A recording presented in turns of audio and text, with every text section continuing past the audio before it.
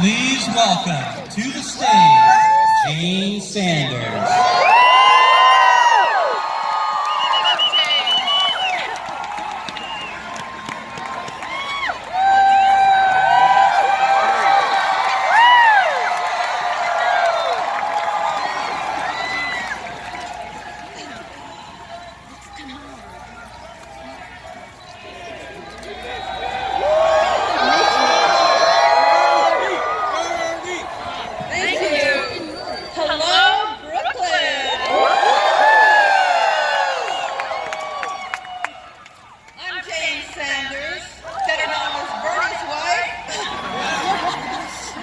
Thank you so much for joining us at the first rally of a campaign that is sure to be historic.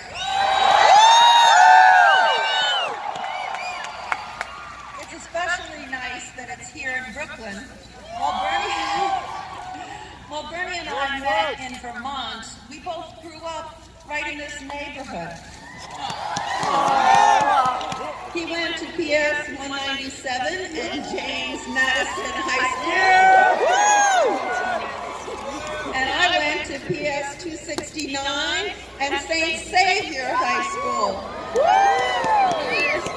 Although we didn't know each other then, we had very similar experiences, probably similar experiences to all the people here that are from Brooklyn. We both spent a lot of time playing stickball, running races, and just plain hanging out on the streets with the kids in our neighborhoods. We learned about democracy on the streets without adult supervision. We learned how to collaborate and how to figure out whatever differences there might be between us. Those early years formed the values and principles that we still live by today. You know Bernie as a senator and a presidential candidate.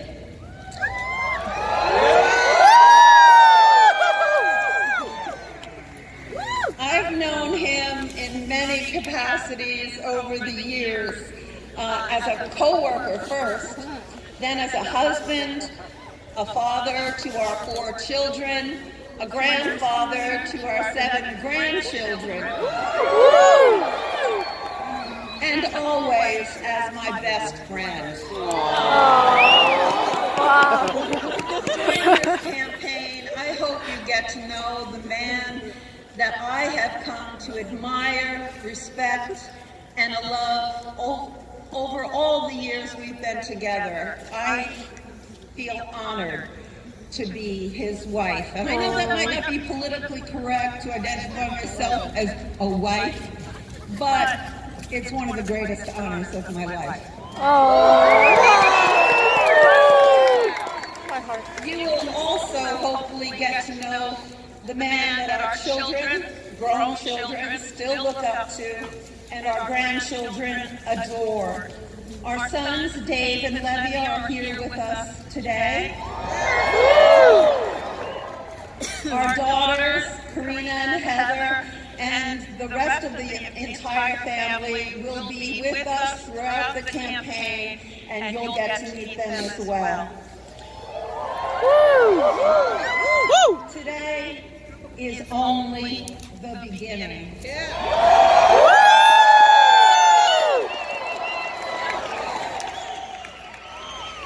This is not a moment, it's a movement, and Bernie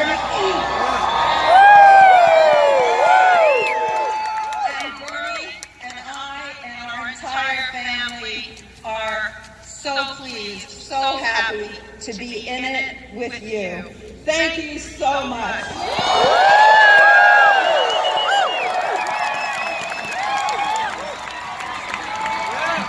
Please welcome to the stage, President of UE Local 506, Scott Slauson. Good afternoon, brothers and sisters. What's up, Brooklyn?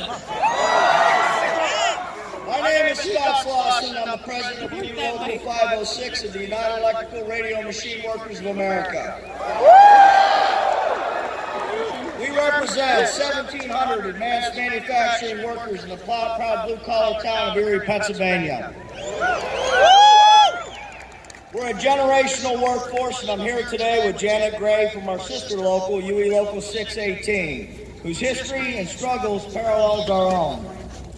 First, on behalf of both locals, I want to say thank you to Senator Sanders for his unwavering support to our fight against Wabtec's attempts to destroy the living standards of Erie County, Pennsylvania. I wouldn't be here today if it wasn't for Bernie and our membership strike against Wabtec. His support has given our fight national attention as well as international attention. The Senator has embraced our community and our local. You are our brother, Senator Sanders, and we thank you from the bottom of our hearts. Last week, Wabtec took over General Electric Transportation Division in Erie, Pennsylvania, where we build world-class locomotives. We attempted to meet with the new company last year to start contract negotiations, and they refused. They waited till the end of January to meet with its largest and most complex unionized workforce. Instead, they were too busy running around forcing concessionary contracts down the throats of workers in smaller Wabtec facilities around the country. After a mere 7 sessions of negotiations have produced little progress, we proposed a 30-day interim agreement based on our current terms and conditions. This would have given both sides more time to negotiate a brand new contract and ensure labor peace. As I said before, we were looking for peace, they were looking for a fight. Our current terms and conditions were negotiated over the last 82 years and have made GE Transportation one of the most successful companies anywhere. The company told us today they were not interested. Today, 1,700 families are standing on a picket line in freezing cold temperatures in Erie, Pennsylvania, saying,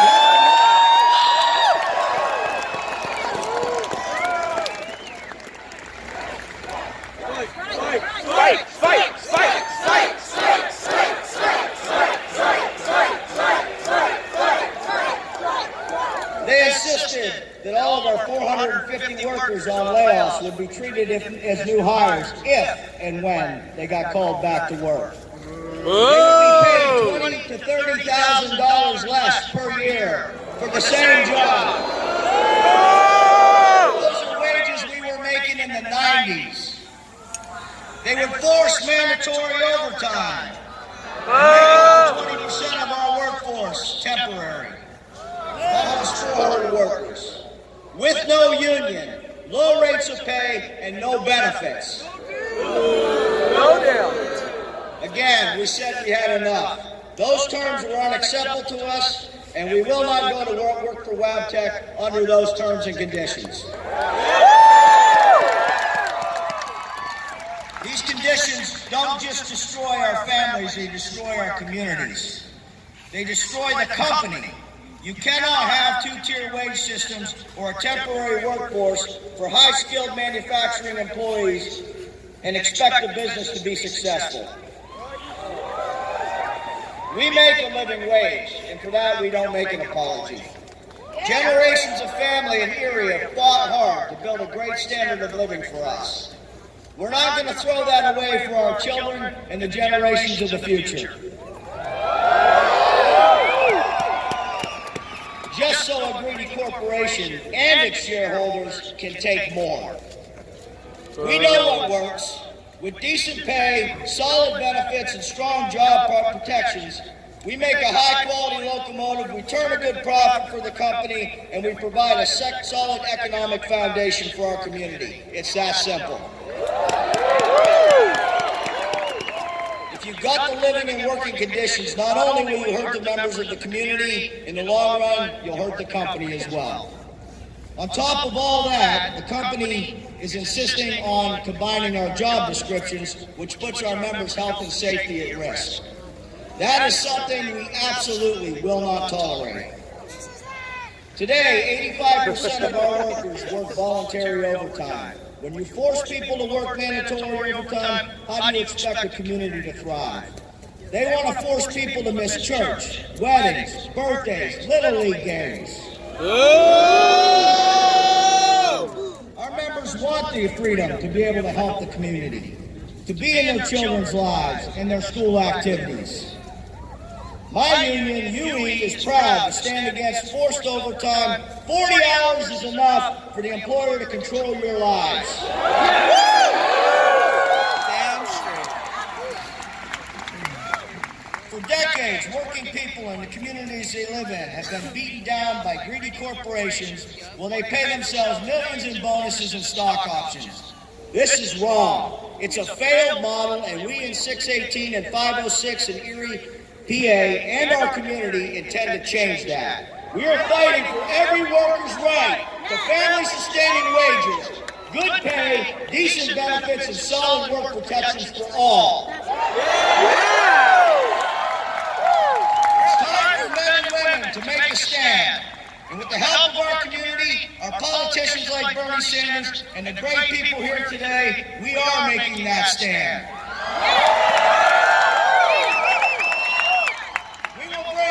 Back to America. Yes! Yes! We will bring justice back to America. Yes! We will make the American workers proud again. Thank you.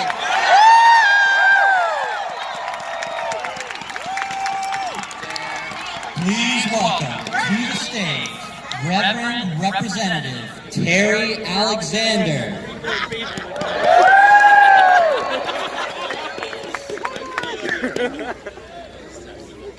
Good afternoon. So this is how you do it in Brooklyn, huh? We need to take this all over America, right? This is how we do it. Listen, I'm not from New York. And you're going to hear that in my drawl in a few minutes. I'm from the great state of South Carolina. So you may be wondering, why am I here?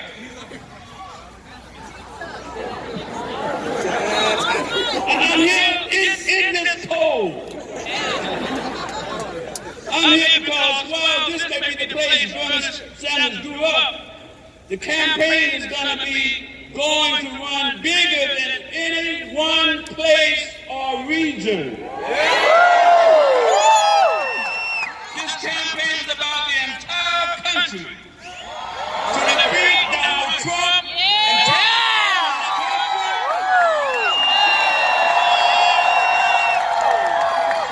transform this country into a compassionate, progressive country we know that it can be. This campaign is about creating an America that provides equal opportunity, creates equal justice under the law, and extends equal rights for all.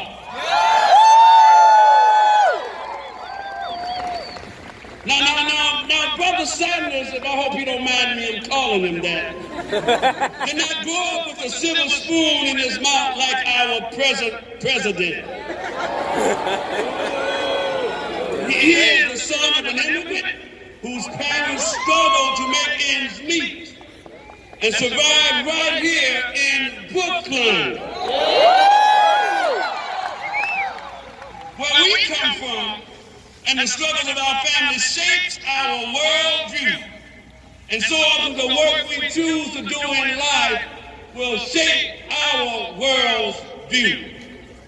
Mr. Sanders coming up has shaped his world view. He understands the plight of the poor. He understands the plight of the working class. He understands the the plight of the immigrants. He understands the plight of people in the North, in the South, in the East, in the West, in the middle of this country. This is going to be a precinct by precinct, ward by ward, county by county, state by state campaign.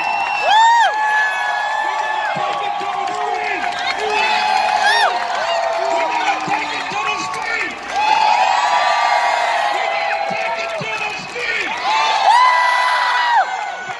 Burn, burn.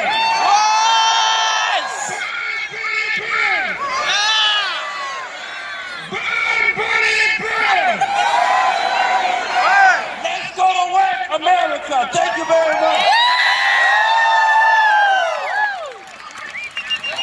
Please welcome to the stage Senator Nina Turner.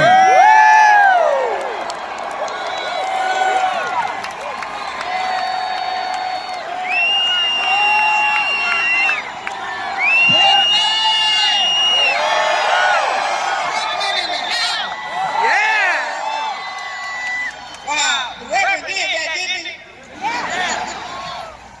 You know, I want to take a page, Brooklyn, if I may, from the Reverend Dr. Martin Luther King Jr. When he said that the measure of a man is not where they stand in times of comfort and convenience. And if I may paraphrase, it's where they stand when things are showing up going wrong. That's the measure of a man. It's not where they stand when things, Brother Sean King, are polling well, but it's where they stand when the vision is ahead of the people. That's the measure of a man. And I submit to you, Brooklyn, your homegrown senator has shown throughout his life his measure. And we firmly understand the mission. But today you're going to understand the man. When you are willing to stand up and say in the face of people saying that it will never happen, that in this country it is immoral for folks not to have health care, that's the measure of a man. When you are willing in the 1980s to be one of only 2 white elected officials to stand by the side of the Reverend Jesse Jackson when he's running for president, that's the measure of a man. When you are willing at the age of 19 to know that in Chicago, housing discrimination against African American folks was rotten to the core, and you are willing to be chained to a black woman on the front line, that's the measure of a man.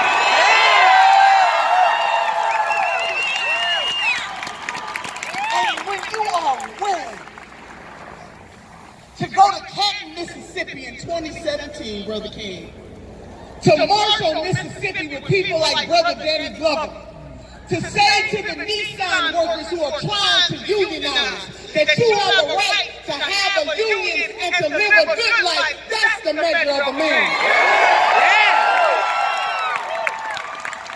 And when you are willing to look Jeff Bezos in the eye,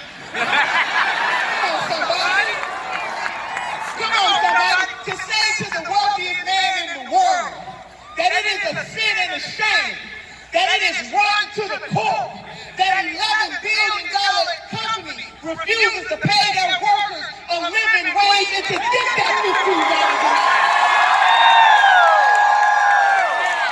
Baby, that is the measure of a man.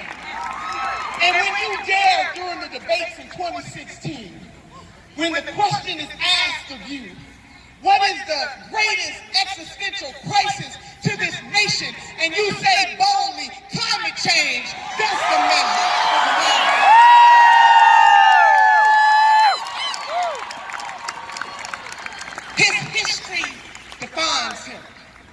But it's not just about what he did in the 60s and the 80s and the 90s. It is what he is doing right now. The true measure of a man. Somebody that is willing to lead. Somebody that is willing to have a vision even when other folks can't see it.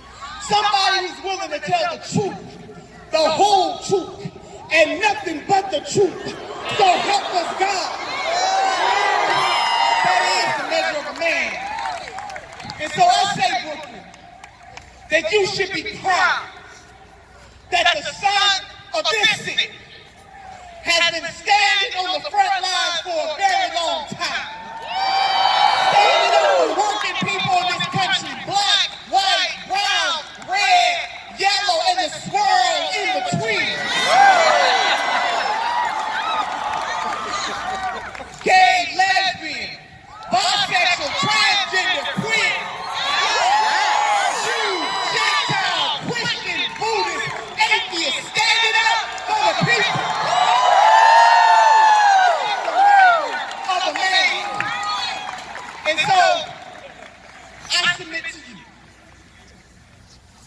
that we're going to take this on home.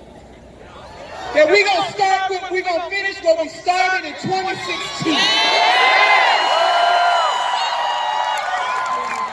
That this is a moment of transcendence.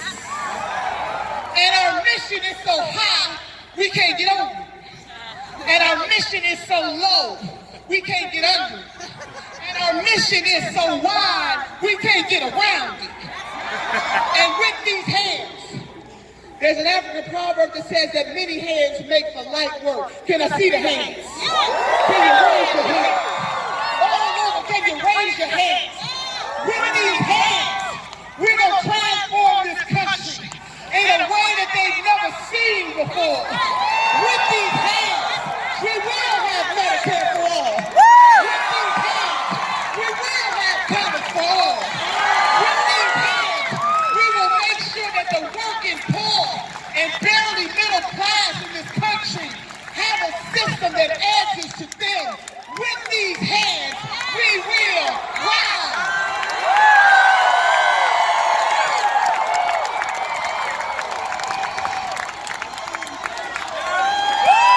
Please welcome to the stage, journalist and activist, Sean King.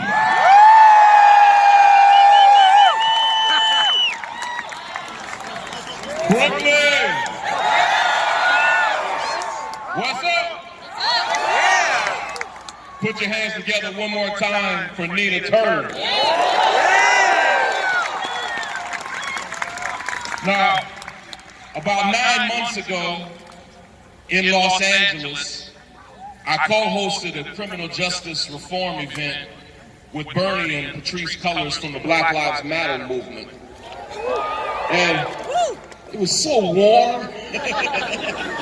It was so warm and beautiful outside.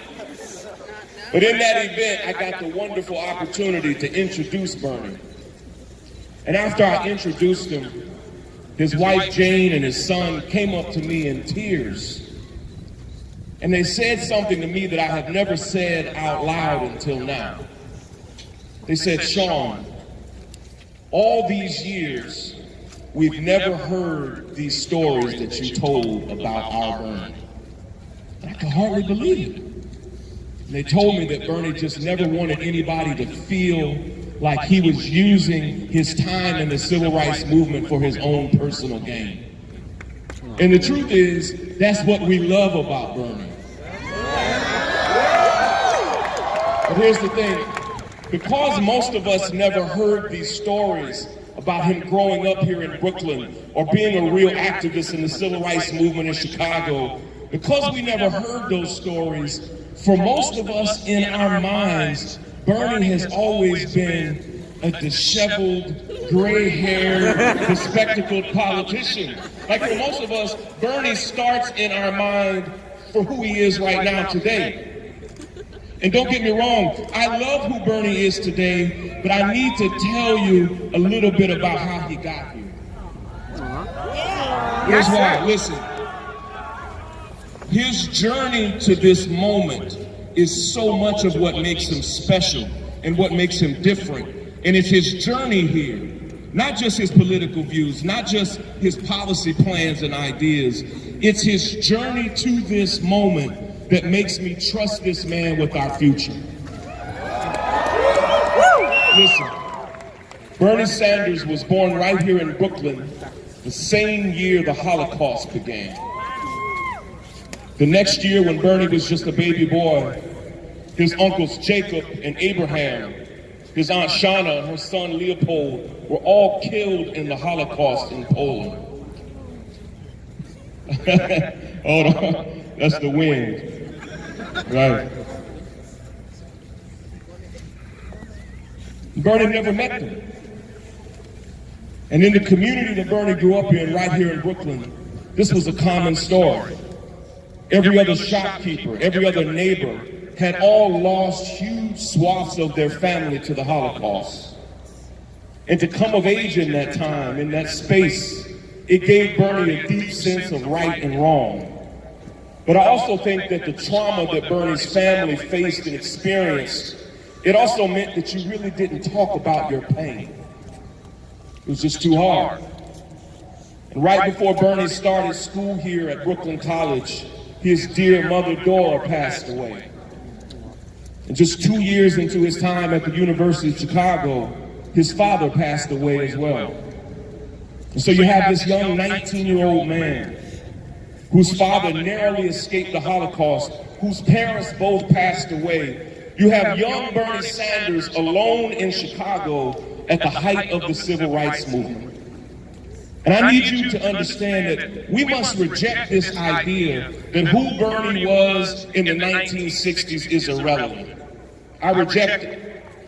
Because who you are and what you do, what you fight for, who you fight for, and who you fight against, it's always relevant. Listen, 20 years from now, 30 years from now, 40 years from now, when people step up and run for office, what they did and where they were during the Black Lives Matter movement, it will mean something. Where they were during the Muslim ban, where they were when immigrant children were being ripped away from their families, it's all going to matter. And here's the truth. If what Bernie did in the 60s doesn't matter now, then what we're doing right now doesn't matter, and you and I know it does. Nina quoted it earlier. Dr. King said, "The ultimate measure of a man is not where he stands in moments of comfort and convenience, but where he stands in times of challenge and controversy." Bernie was just a teenager when he moved from Brooklyn to Chicago. And it was the most tumultuous and challenging time that this nation had faced since the Civil War 100 years before that. And most Americans, particularly most white Americans, remained completely silent. And it was that silence in the face of lynching, in the face of water hoses, in the face of bombings of homes and churches, in the face of assassinations, in the face of attack dogs being released on children.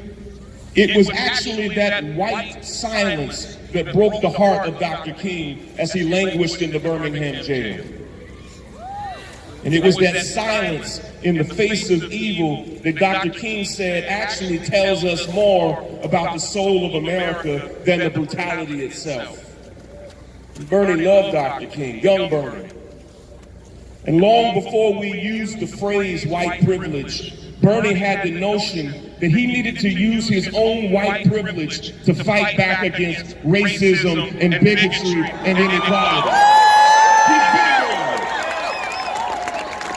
it. Bernie had a desire to hold this country to a higher standard, and that feeling began to well up in Bernie as a young student at the University of Chicago.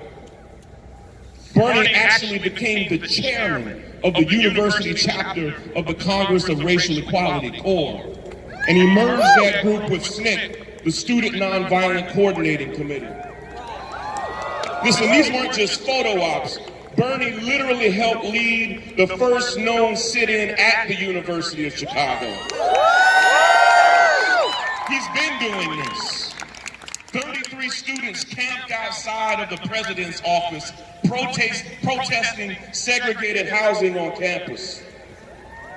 Listen, Bernie was so disturbed by police brutality in Chicago that he once spent an entire day blanketing the city with flyers on the issue, only to notice that he was being followed by police who were following him and taking down all the flyers. Listen, Bernie hates telling these stories, and he's resisted using them for political capital across the years, even when we've told him, Bernie, you've got to tell your story. It's because he does what he does because he cares. Listen, he's always felt that what he did in the 60s paled in comparison to those who were beaten or lost their lives. And so he's kept some of these powerful stories to himself. But let me tell you something. He did march with Dr. King. He attended the March on Washington, but he did even more than that. Listen, this is not some exaggerated myth. This is the origin story of a political revolutionary. Let me tell you, in 1963, just 9 years after Brown versus the Board of Education, the white power structure in Chicago was still fighting against school equality like their lives depended on it. They literally treated black children in Chicago like they had the plague. And not only were black schools underfunded, they were overcrowded and bursting at the seams. And at the same time in Chicago, every single black classroom was past capacity. Sometimes school children were sharing chairs and desks and sitting on the floors. And a report found that 382 white classrooms across Chicago were completely vacant. Mayor Richard Daley and the school superintendent, Benjamin Willis, decided that before they would allow a black child to fill a white classroom, they would start putting raggedy trailers on playgrounds and in parking lots to give space for black students. And those trailers were broken down. They were scorching hot in the summer and bitterly cold in the winter. They would allow rats to come in and out of the trailers at will. And these awful trailers became known around Chicago as Willis wagons, named after Benjamin Willis, the school superintendent. And just a few days before the March on Washington, listen to this. In August of 1963, the city of Chicago was about to install some more Willis wagons for black school children. And a brave group of interracial local activists and organizers decided to put their bodies on the line and block the installation of those trailers. And Bernie was one of those activists. Listen, Bernie Sanders literally stood in front of bulldozers to block the installation of those Willis wagons. And as Nina said, those young activists literally chained themselves together. And out of reverence for what activists in the South were doing, Bernie has downplayed this demonstration, but it was a powerful moment in the student movement. Side by side with two black women, Bernie chained himself to them and refused to move. Listen. Even when the Chicago police told him that they were going to arrest Bernie and forcefully remove him, he refused. Even when they decided to arrest Bernie and pick him up and carry him out of that parking lot, he kicked and screamed and resisted the entire way. Have you seen that photo of the police carrying Bernie? I love that photo. He won't even let his feet touch the ground. Listen, and that photo to me is not just who Bernie was, it's who he has been his entire life. Bernie has been giving the man hell since the day he was born. He's been doing it. And for you to tell me that all of that means nothing is preposterous. It means everything. Bernie was a protester. He was an activist. He was an organizer. And he is literally the only person in the United States Senate with this story. I could tell you a dozen more stories, but I wanted to tell you who Bernie Sanders was when it counted. I wanted to tell you who he was before we knew him, before we ever felt the burn. Before he ever ran for office, before he was ever a national figure, he was a fighter for the people. Listen, he has always rejected the status quo. He spoke out against apartheid in South Africa when crazily that was an unpopular thing to do. And even today, he speaks out against apartheid-like conditions in Palestine, even though it's not popular. Listen, I don't care when 45 calls him Crazy Bernie, because he is just a little crazy. And I think all of us got a little crazy in us, if you know what I mean. I was in California when Bernie Sanders went to Disneyland and literally said that he did not think that Mickey Mouse and Goofy approved of Disney not paying their workers a living wage. You gotta be a little crazy to do that. Who does that? How is it that 1 in 10 of their workers have been homeless the past 2 years? That 2 out of 3 of their workers were food insecure?